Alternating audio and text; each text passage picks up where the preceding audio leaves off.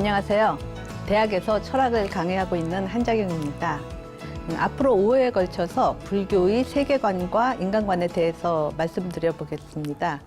보는 관점에 따라서 세상은 굉장히 달리 보이기도 하죠. 이런 점에서 불교는 일수사견을 말합니다. 일수, 하나의 물에 사견, 네 가지 견의 관점이 성립한다라는 거죠.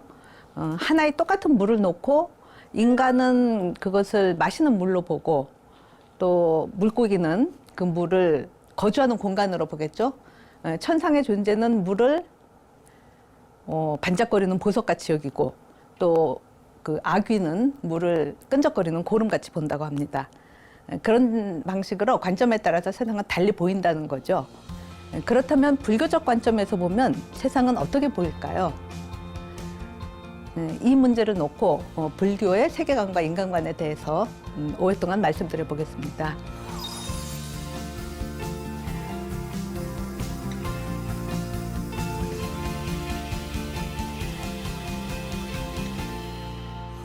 우리는 늘 생각을 하면서 살죠. 뭐 불교란 무엇인가? 이런 다소 진지하고 좀 복잡한 생각을 하기도 하고, 아니면 좀 더 간단하게 아침에 일어나서 밥을 먹을까 빵을 먹을까 생각하기도 하고, 또 밖에 나갈 때 이 옷을 입을까 저 옷을 입을까 생각을 하죠. 근데 어떤 생각을 하든지 우리가 생각할 때는 어떤 생각의 규칙, 사고의 논리를 따라서 하게 되죠. 사고의 규칙, 사고 법칙, 이것을 논리학에서는 세 가지 기본적인 법칙으로 이야기합니다. 즉 동일률, 모순율, 배중률이죠. 동일률이라는 것은 어떤 것은 그것 자신과 동일하다. 그러니까 A는 A다 이렇게 말할 수 있죠. 모순율은 어떤 것은 그것이면서 그것 아닌 것일 수는 없다. 그러니까 A는 A면 어떤 것은 A면서 동시에 not A일 수는 없다인 거죠. A이다와 A가 아니다. 이다와 아니다가 서로 모순이기 때문에 모순일 수는 없다라는 거죠. 그래서 모순율이라고 하죠. 배중률은 어떤 것은 A이거나 A가 아니거나 둘 중에 하나다. 왜냐면은 A인 것과 A가 아닌 것은 서로 모순되기 때문에 둘 중에 하나이어야 하지 그 가운데가 있을 수 없다라는 거죠. 그러니까 A도 아니고 A가 아닌 것도 아닌 것은 있을 수 없다. 그 중간을 배제한다라는 의미에서 배중률이라고 하죠. 근데 이게 사고 법칙이다, 사유 법칙이다 이렇게 말하지만 그것이 단지 우리의 사유의 세계에서만 타당한 법칙이다라고 생각하지 않고 우리는 우리가 경험하는 이 세계 자체도 이런 법칙에 따라서 존재한다라고 여기죠. 그러니까 어떤 것은 그것이다라는 것이고 밥은 밥이고 빵은 빵이다 이렇게 생각하죠. 동일률인 거죠. 그리고 어떤 것이 뭐 밥이면서 동시에 밥이 아닐 수는 없다 이렇게 되는 거죠. 내가 뭘 먹으면 그거는 밥이거나 밥이 아니거나 또 둘 중에 하나인 거죠. 배중률인 거죠. 내가 사람이면 나는 사람이지. 그건 동일률이죠. 내가 사람이면서 동시에 사람이 아닌 것, 예를 들어서 뭐 돌이라든가 나무일 수는 없다. 모순율인 거죠. 단지 사유법칙이 아니라 존재 자체가 그렇다라는 거죠. 어떤 것은 사람이거나 사람이 아니거나 둘 중에 하나여야 되는 거지. 돌은 사람이 아닌 거에 들어가는 거죠. 그런 것이지 사람도 아니고 사람이 아닌 것도 아닌 것 이런 건 없다. 중간은 없다라는 거죠. 배중률에 해당하는 거죠. 예, 그런 식으로 우리의 사유법, 우리가 경험하는 일상적으로 경험하는 세계는 이것과 저것, 뭐 사람과 사람 아닌 것, 사람과 나무, 인 것과 아닌 것, 존재하는 것과 존재하지 않는 것 이런 것은 서로 명확하게 구분되는 것이죠. 그러니까 우리가 일상적으로 경험하는 세계는 우리의 사유 규칙과 일치하는 세계다 이렇게 말할 수 있겠죠. 예, 그런데 불교는 우리의 사유 규칙을 따라서 말하는 것 같지 않은 측면들이 있죠. 여러분들이 많이 들어보셨을 텐데 불교에서 이기도 하고 아니기도 하다. 존재하기도 하고 존재하지 않기도 한다. 인 것도 아니고 아닌 것도 아니다. 이런 다소 논리 규칙에 따라 생각하면 애매모호할 수 있는 그런 말들을 많이 하죠. 그러니까 색이면 형태가 있는 것을 우리가 색이라고 하죠. 물리적으로 보여지는 것들. 형태가 있는 색이면 색이지 색이 아닌 것이 아니어야 할 텐데 색인데 형태가 없는 공이다. 그래서 색즉시공을 이야기하죠. 형태가 없는 공이면은 그냥 공이어야 하는데 형태가 있는 색이다. 이래서 공즉시 색이다라고 이야기를 하죠. 반야심경에서 다 들어보신 구절이죠. 그죠? 색즉시공, 공즉시색. 그리고 또 불교에서 공이라는 개념을 많이 이야기하죠. 오늘 말씀드릴 것이 공의 세계인데 공에 대해서 많이 이야기하는데 공은 있는 것도 아니고 없는 것도 아니다. 유와 무를 넘어선 것이다. 이렇게 이야기하죠. 보통은 유이거나 무이거나 둘 중에 하나여야 되는데 그 둘을 다 넘어섰다. 그러니까 배중률을 어기는 것 같이 보이는 주장이죠. 공은 유도 아니고 무도 아니다. 그럼 유이기도 하고 무이기도 한 건가? 그것도 아니다. 세 번째인 거죠. 유도 아니고 유이고 무인 것도 아니다. 그러면은 유가 아니고 무가 아닌 건가? 근데 그것도 아니다. 유 아닌 것도 아니고 무 아닌 것도 아니다. 이렇게 이야기함으로써 이런 거를 이제 우리가 사고부정이라고 하죠. 불교에서는 이런 사고부정을 이야기하는 거죠.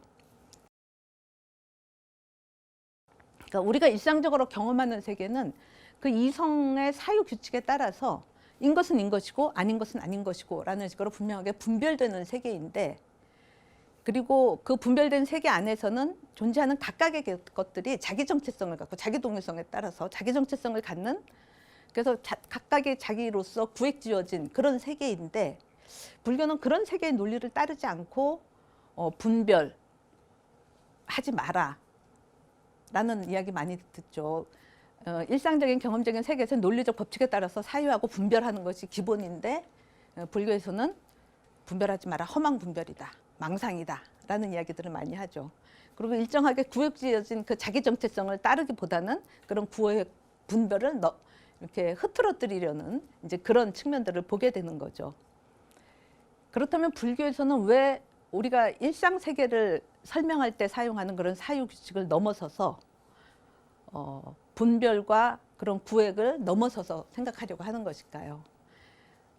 우리 일상적인 이성의 논리가 담고 있는 그런 분별과 구획 너머에 과연 무엇인가가 있어서 불교가 그것을 보고 그런 분별과 구획 너머를 생각하는 것일까요? 만약 그런 게 있다면, 그렇다면 불교가 그것을 본 것이라면 그럼 그게 과연 무엇일까요? 그 문제를 생각해 보려고 합니다. 그러니까 이성의 분별과 구획 너머에 과연 무엇이 있는 건가? 그 무엇이 있길래 불교가 그것을 보고 그 일상적인 이성적인 그 사유의 논리에 따르는 그거를 피하려고 하는 걸까? 그건 너머를 자꾸 이야기하는 것일까요? 예, 그 분별 너머에 과연 무엇이 있는가? 이거를 생각해 보기 위해서 일단 이 그림을 한번 쳐다보죠. 예, 이거는 그 형태 심리학, 게슈탈트 심리학이라고 이야기하는 데서 여러분들도 자주 보셨을 것입니다. 여기서 여러분은 무엇을 보십니까? 예, 오리도 보고 누구는 토끼도 보고 그러죠.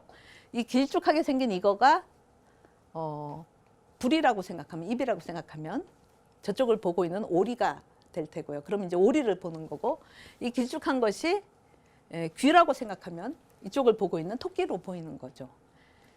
그러니까 누구는 뭐 집에서 오리를 키워서 오리랑 친숙하면 이걸 탁 보면 아, 오리다 이렇게 할 테고, 뭐 토끼가 너무 이뻐서 토끼를 좋아하는 사람은 그림을 탁 보면 아, 저거 토끼다 이렇게 생각하겠죠. 그렇다면은 둘은, 그러니까 오리를 본 사람하고 토끼를 본 사람 둘은 과연 같은 것을 본 것인가, 다른 것을 본 것인가, 이렇게 물어볼 수 있겠죠. 우선 그러니까 누구는 토끼를 보고 누구는 오리를 봤다. 그럼 본 것이 누군 토끼고 누군 오리잖아요. 근데 오리는 토끼가 아닌 거죠. 그죠? 그러면 둘은 다른 것을 봤다. 이렇게 이야기할 수 있겠죠. 근데 이 하나의 그림을 보면서, 이거를 누구는 오리로 보고 누구는 토끼로 보니까 이것을 봤다라는 점에서는 같은 것을 봤다. 이렇게 이야기할 수 있겠죠. 그러니까 어떤 것을 놓고 누구는 그걸 오리로 보고 누구는 그걸 토끼로 본 것이니까 공통의 어떤 것이 있다. 그죠? 그러니까 같은 것을 본 것이다. 이렇게 말할 수 있게 되겠죠. 그럼 둘이 뭘 놓고서는 봤는데 다른 것을 봤다라는 말도 성립하죠. 오리와 토끼가 다르니까, 다른 걸 봤으니까. 근데 또 뭔가를 보고 있기 때문에 같은 것을 봤다라는 말도 성립한다라고 하면, 같은 것을 본다라는 것과 다른 것을 본다라는 거는 구분되는 말이잖아요. 그럼 두 개가 어떻게 하나의 현상에 대해서 똑같이 성립할 수 있는가? 같은 것을 본다와 다른 것을 본다가 어떻게 양립할 수 있는가를 또 물어볼 수 있겠죠. 우리가 뭘 그냥 본다라고 이야기할 때는 실제로 무엇으로 본다라고 말할 수 있게 되죠. 그러니까 그림을 보고 누구는 오리로 보고 누구는 토끼로 본 거다. 그러니까 공통의 것은 X고 X를 오리로 보고 토끼로 본다. 그러니까 본다라는 것 자체가 무엇으로 보다니까 같은 측면도 있고 다른 측면도 있기 때문에 같은 것을 본다라는 말도 성립하고 또 다른 것을 본다라는 말도 성립한다. 이렇게 말할 수 있는 측면이 있겠죠. 근데 그냥 본다라고만 말하기 때문에 X와 Y가 다른 어떤 층의 것이다라는 것이 분명하게 드러나지가 않는 거죠. 그러니까 이것을 분명하게 구분해 보자면은 무엇을 본다 할 때 그 X는 우리 눈앞에 주어지는 것에 해당하고 무엇으로 본다라고 하는 것은 무엇에 해당하는 Y는 우리 눈앞에 무엇이 주어지면 그것을 우리가 봄으로써 내가 실제로 봤다라고 내가 의식하는 것, 그것으로 인식하는 것이라는 의미에서 저거는 눈앞에 주어진 것, 감각 대상이라고 말할 수 있고 X는 Y는 의식 대상, 인식 대상이다 이렇게 이야기할 수 있겠죠. 그러니까 공통적으로 본 것은 눈앞에 주어진 것, 같은 것이라고 말할 수 있고 서로 무엇으로 본다에서 차이나는 것들 Y는 인식 대상이다, 의식 대상이다 이렇게 구분해 볼 수 있겠죠.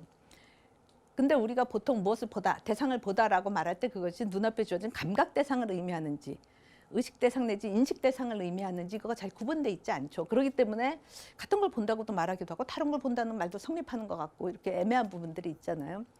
근데 불교에서 보면은 이런 X와 Y를 구분하는 정확한 개념이 있다는 것을 볼 수 있습니다.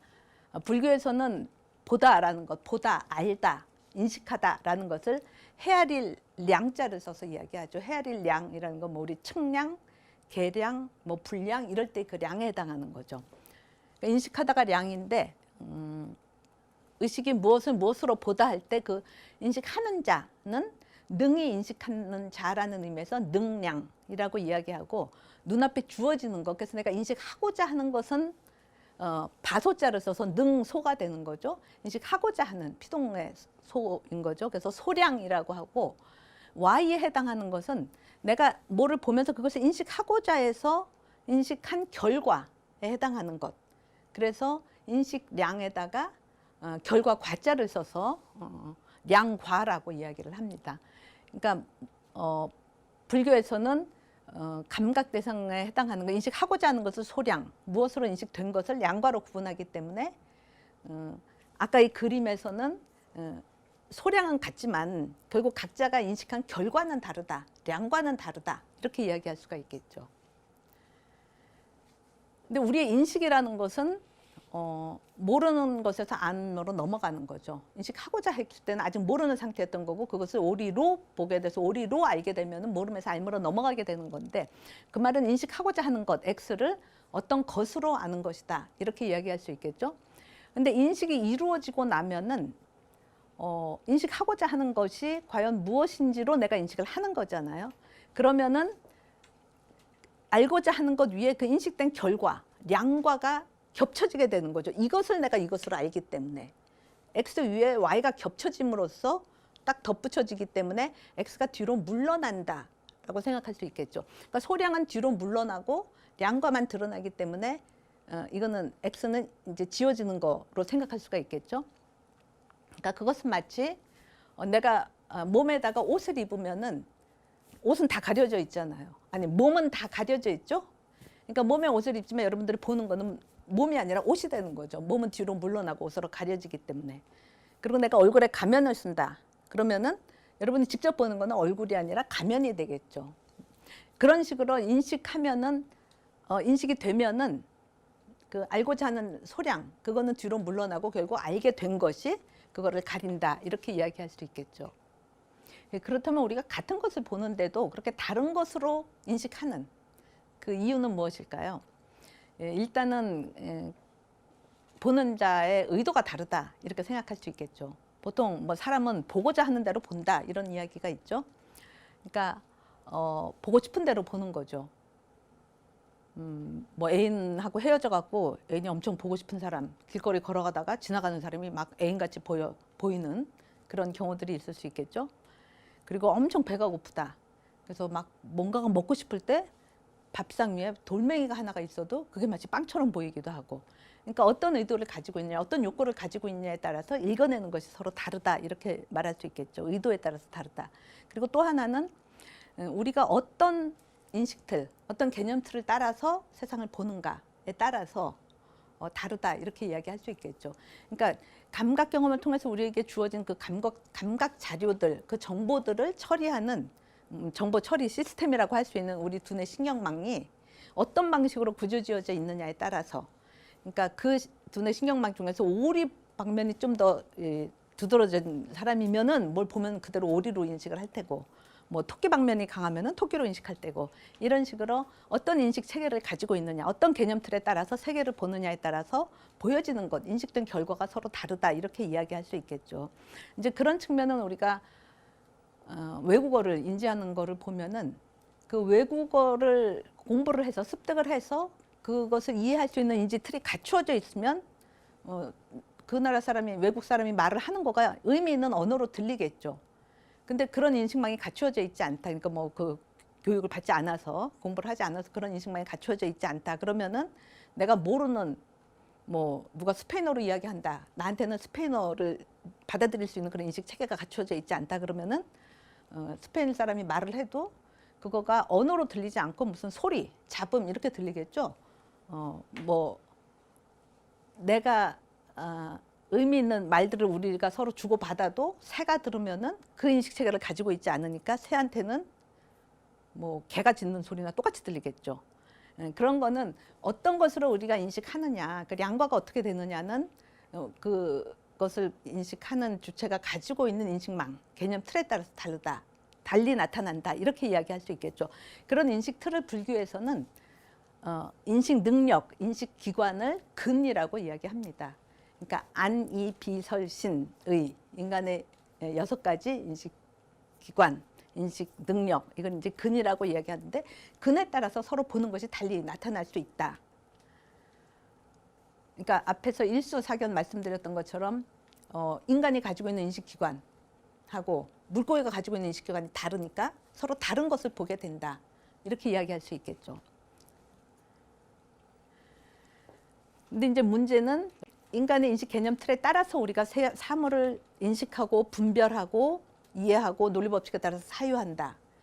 근데 문제는 불교는 왜 그거를 넘어서려고 하는 걸까? 이렇게 했을 때, 그러니까 인식된 결과, 분석된 결과, 분별된 그거를 넘어서서 과연 무엇이 있어서 그런 것일까를 물었었죠. 그 이야기는 지금 여태까지 이야기한 것과 연관하면은 양과 이전의 소량이 과연 뭐냐, 분별되기 이전에 그 X가 뭐냐, 소량이 과연 뭐냐의 물음이 되겠죠.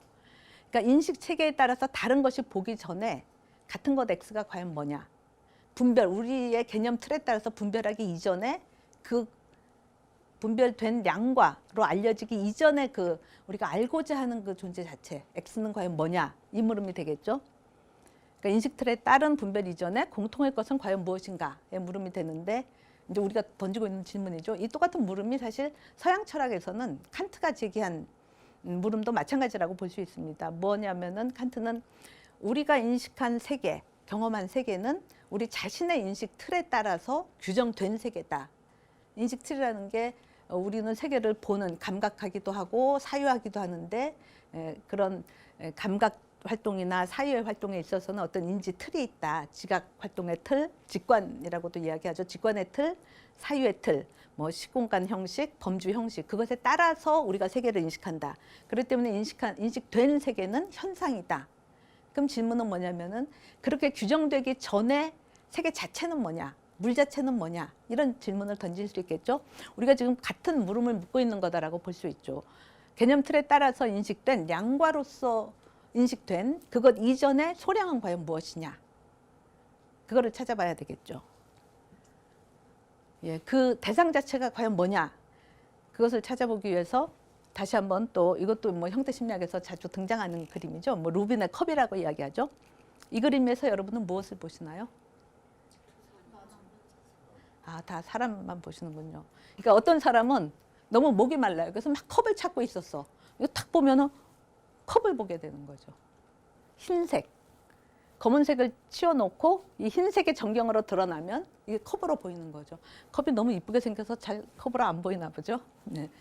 누구는 컵을 볼 수도 있고 또 이 강의 마치고 나서는 나가서 애인하고 만나서 저 뭐 채집에서 저 마주 봤으면 좋겠다 이런 사람 딱 이 마주보고 있는 사람 얼굴을 보게 되겠죠. 그러니까 검은색을 보면은 흰색은 뒤로 물러나고 배경이 되고 검은색이 전경이 되면 사람을 보고 이 흰색이 전경이 되고 검은색이 배경이 되면 컵을 보게 되겠죠. 그럼 컵하고 사람 얼굴 다른 것을 보는 거죠. 그럼 질문은 다른 것을 봤을 때 거기에 공통으로 본 것이 뭐냐를 우리가 묻고 있었던 거잖아요. 그럼 이 그림에 있어서 아까 오리하고 토끼하고는 달리 오리하고 토끼는 겹치는 부분이 있었었죠. 그걸 오리로 보고 그걸 토끼로 봤었는데 이 그림에 있어서는 겹치는 부분이 없죠. 흰색 컵을 본 사람은 검은색은 안 본 거죠.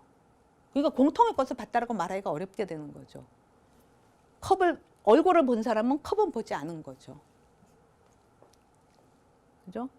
뭐 흰색 컵을 본 사람은 검은색 얼굴은 보지 않은 거고 검은색 얼굴 본 사람은 흰색 컵은 안 본 것이기 때문에 뭐가 공통의 것이다. X라고 말할 수 있는 그것이 없는 것처럼 드러나죠. 마찬가지 그림입니다. 애셔의 천사와 악마 그림인데 애셔는 들어보셨죠? 그 현대 화가인데 이런 그림 뭐 우리나라에서 이 애셔의 작품들이 한 뭐 4, 5년 전쯤인가 그 세종문화회관 거기서 전시도 하고 했었었는데요.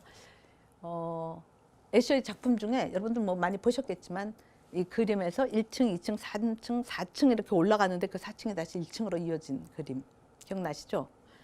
왼손을 그림 그리는 손 그래갖고 왼손을 그리고 있는 오른손을 쫙 그려 있는데 이 왼손을 그리는 오른손을 왼손이 다시 그리는 것으로 그려져 있죠.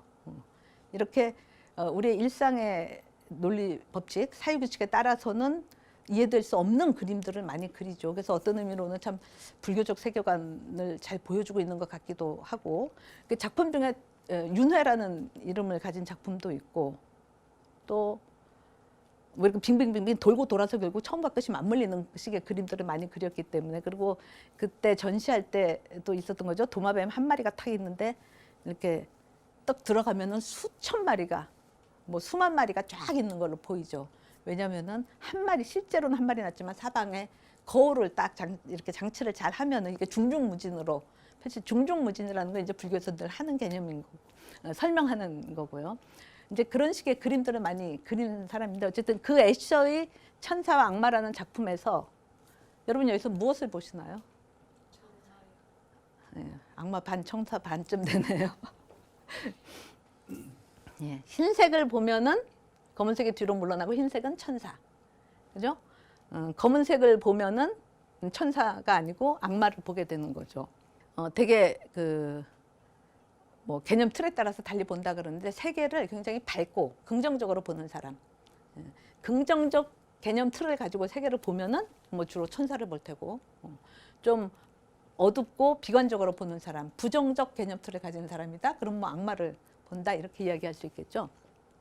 근데 사실은 이 그림 전체가 놓여 있는 바탕이 희면은 우리가 이 까만색을 보기가 쉽죠. 만약에 이 바탕이 검었다, 요 뒤에 요 부분요. 그러면은 아마 흰색이 드러나서 천사로 보기가 쉽고 그럴 것 같아요. 그러니까 이 효과를 어떻게 내느냐에 따를 텐데 어쨌든 누구는 천사를 보고 누구는 악마를 본다.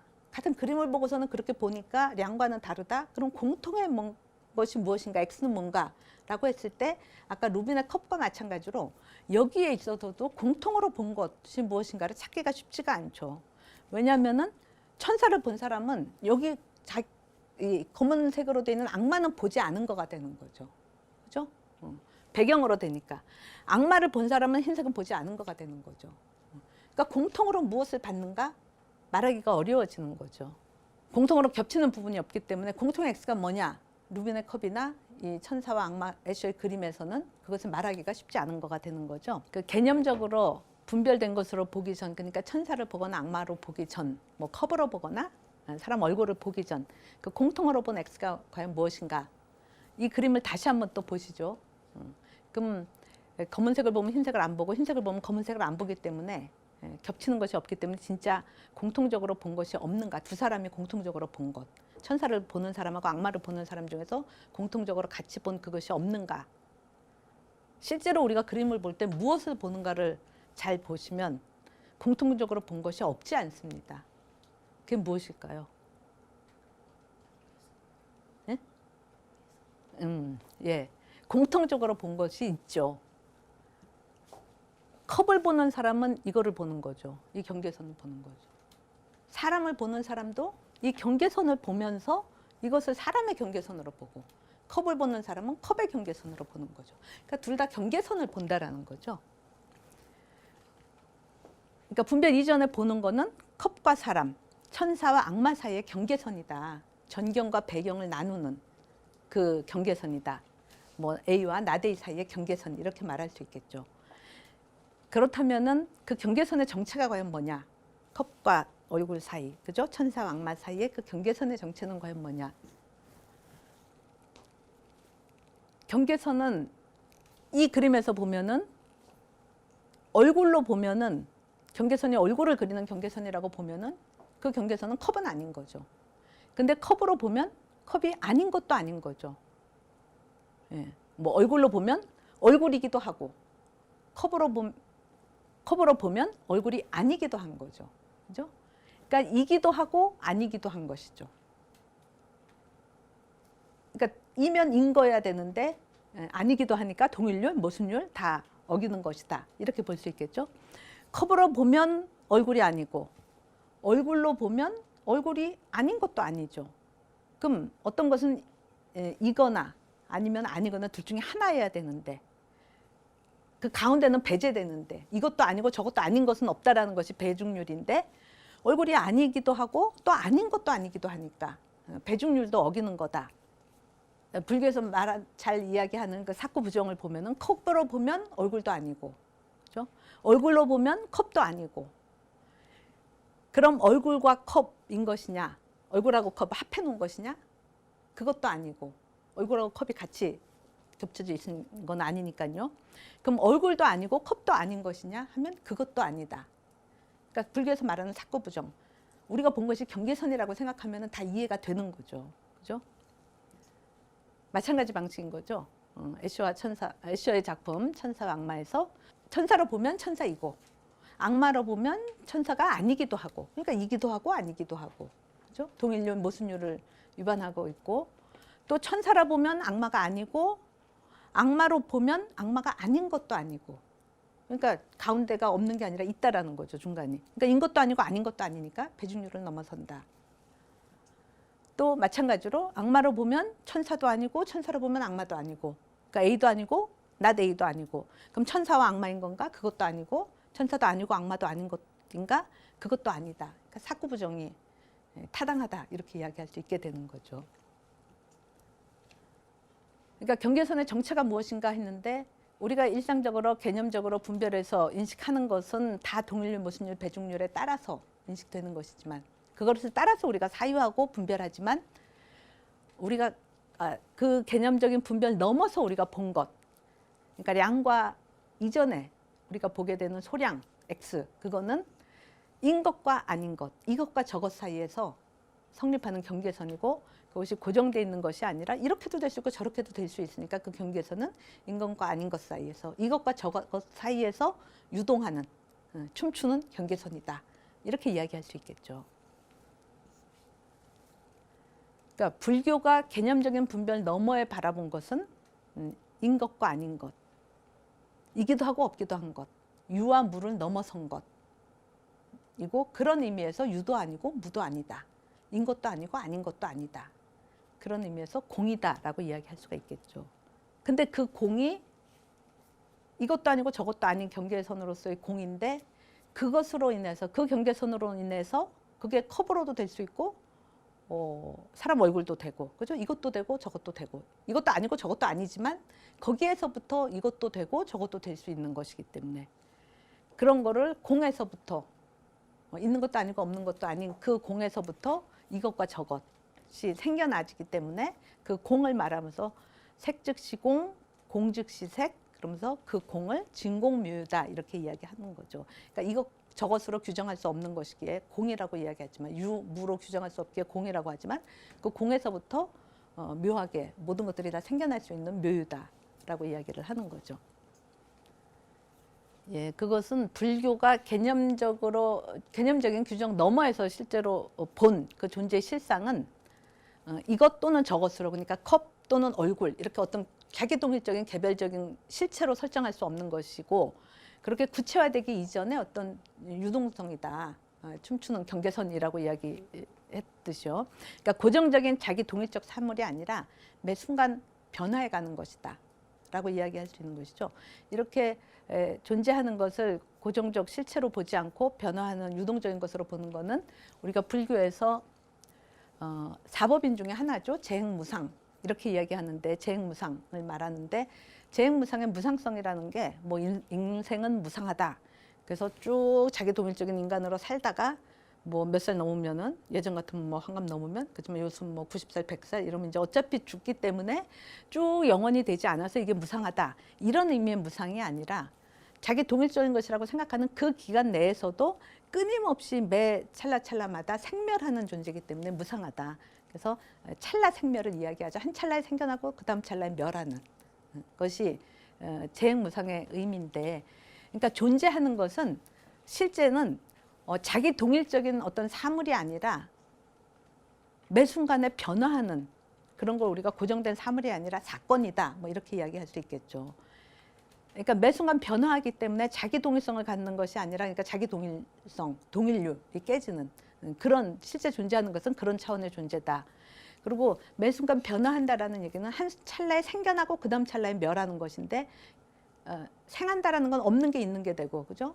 멸한다는 거는 있는 게 없는 게 되는 거죠. 그러니까 인 것과 아닌 것, 아닌 것과 인 것이 함께 해야지 변화가 성립하기 때문에 그 중에 어느 하나만 잘라서 인 것이다, 아닌 것이다 이렇게 이야기할 수 없는 그 측면을 이야기하고 있다라는 거죠. 찰나 생멸이라는 것도.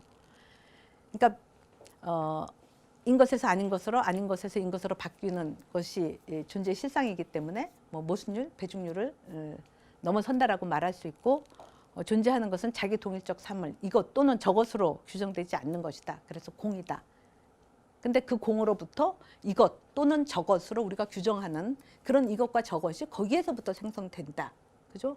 거기에서부터 우리가 뭐 오리를 보기도 하고 토끼를 보기도 하고, 그 경계선으로부터 우리가 컵을 보기도 하고 사람을 보기도 하고, 그러니까 이런 이것 저것들이 또 그 공으로부터 나오기 때문에 그 현상을 우리가 진공묘유다 이렇게 이야기를 하는 거죠.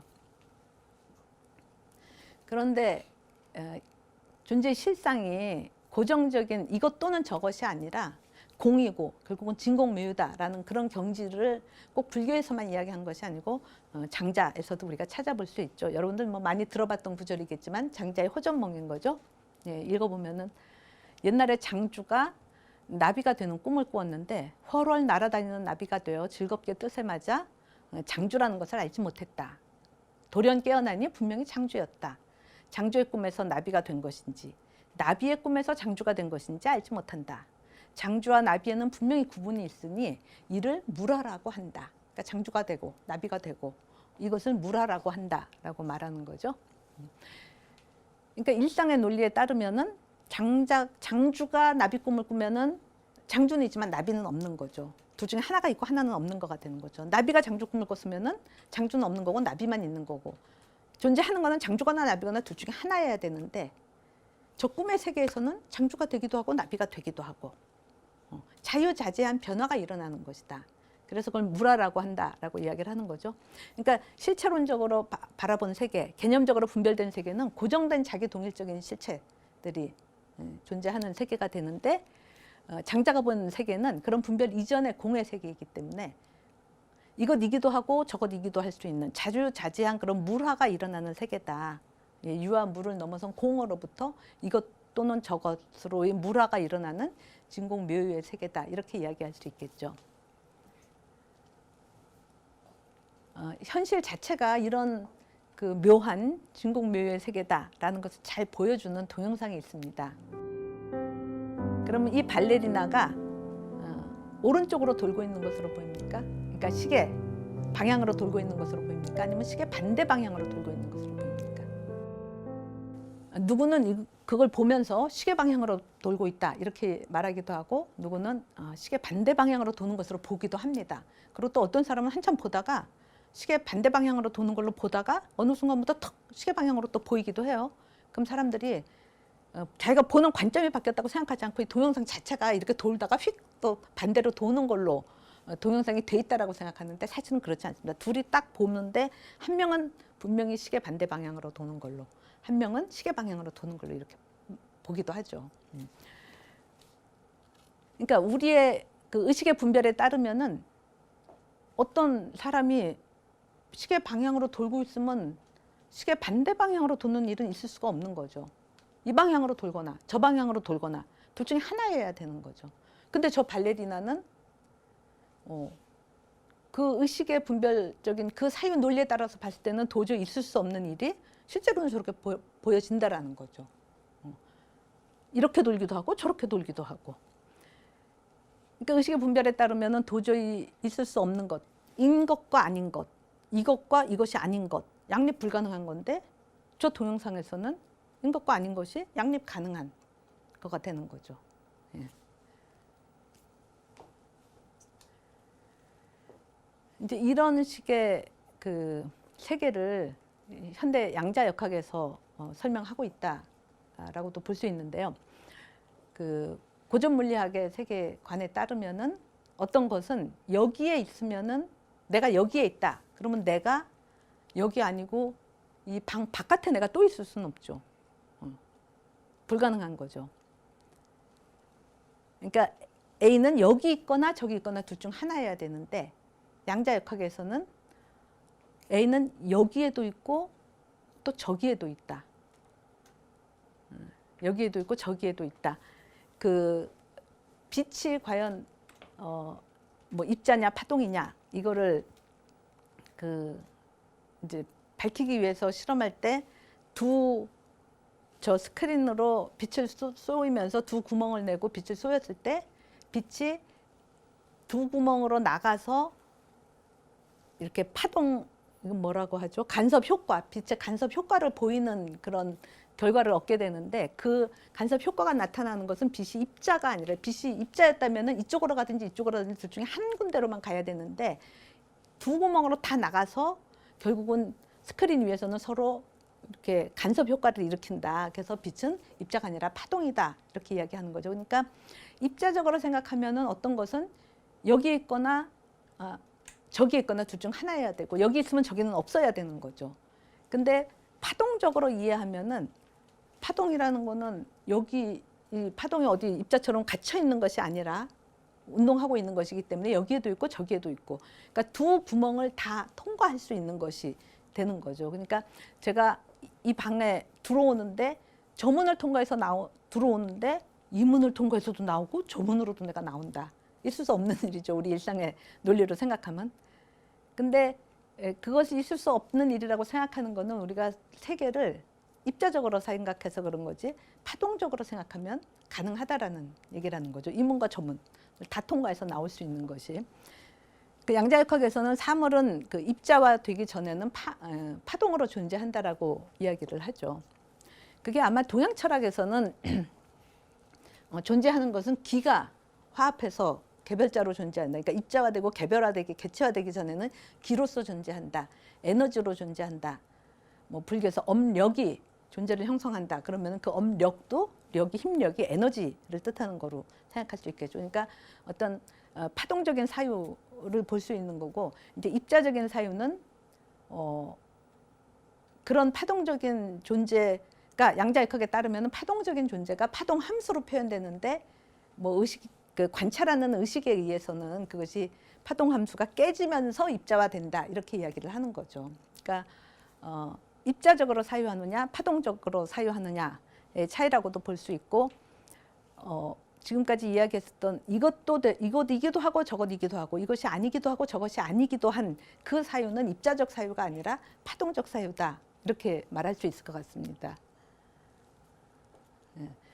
그 양자역학에서 그 양자역학이 보는 세계는 지금 계속 그 이 동일 모순율, 배중률을 어긴다라고 이야기했었던 것처럼 이제 그런 현상들이 나타나죠. 뭐냐면은 양자역학에서는 이중성과 중첩성을 논하는데, 그러니까 A가 A이기도 하고 A가 아니기도 하다. 이기도 하고 아니기도 하다. 그러니까 이중성을 가진다라는 거죠. 그리고 그것이 A와 나대가 동시에 함께한다. 중첩성이다. 경계선을 생각하면은 아니죠. 경계선을 생각하면은 컵이기도 하고 얼굴이기도 하다. 이중성을 갖는 거죠. 이렇게 보면 이거고 저거고. 경계선 자체를 보면은 거기에 컵이 될 수 있는 것하고 얼굴이 될 수 있는 것이 중첩돼 있다. 그럼 중첩성이 되는 거죠. 그러니까 이중성과 중첩성의 세계를 양자역학에서 논하고 그 세계는 동일률, 모순율, 배수률을 넘어선 세계다. 이렇게 이야기할 수 있겠죠. 예, 아까 말씀드렸던 것처럼 이제 그림에서 루빈의 컵에서 컵이기도 하고 얼굴이기도 하다. 이중성이고, 컵과 얼굴이 동시에 함께한다. 중첩성인 거죠. 천사이기도 하고 악마이기도 하다. 예, 인간의 내면은 천사 같은 측면도 있고 악마 같은 측면도 있다. 이중성이 되는 거죠. 그리고 그것이 한 사람 안에 같이 들어있다. 컵과 컵 아닌 천사와 천사 아닌 악마성 같이 있다. 중첩돼 있다. 중첩성이 되는 거죠. 그러니까 우리가 개념적으로 분별할 때는 이것 또는 저것, 이것이 있으면 저것은 없어야 되고, 저 사람은 천사면 악마성은 없고 악마는 천사성은 없고 뭐 이렇게 생각하지만 인간의 내면 안에는 이것과 저것이 이중성으로, 이것이기도 하고 저것이기도 하고 이중성으로 또 인 것도 아닌 것이 같이 함께 중첩되어 있다. 그래서 중첩성이다 라고 말할 수 있겠죠. 그러니까 불교가 보는 세계는 결국 공의 세계다. 이것과 저것으로 분별되기 이전의 세계다. 그러니까 이성의 논리 규칙이 지배하는 세계 너머의 세계다. 그러니까 의식적 분별 이전의 세계가 바로 공의 세계이고, 불교는 그런 의식적인 개념적인 분별을 넘어서서 그것에 선행하는 것, 존재의 실상, 그것은 이것과 저것으로 분별되기 이전의 것이다. 이중성을 가지고 중첩성을 가진 것이다. 이것과 저것, 인 것과 아닌 것, 유와 무가 함께 공존하는 세계이고, 또 그렇기 때문에 자유자재한 물화가 일어날 수 있는 세계다. 이것이기도 하고 이것이 아닌 것이기도 하기 때문에 거기에서부터 또 이것도 될 수 있고 저것도 될 수 있는 그런 진공묘유의 세계다라는 것이 그 불교가 말하고자 하는 세계라고 생각합니다. 예, 불교가 분별을 넘어서 보고자 하는 세계가 과연 어떤 세계인가를 이제 공의 세계로 말씀드렸습니다. 다음 시간에는 이 공의 세계에 대해서 불교가 좀 더 구체적으로 어떤 방식으로 설명하고 있는가를 살펴보도록 하겠습니다. 예, 오늘 강의는 이것으로 마치겠습니다. 감사합니다.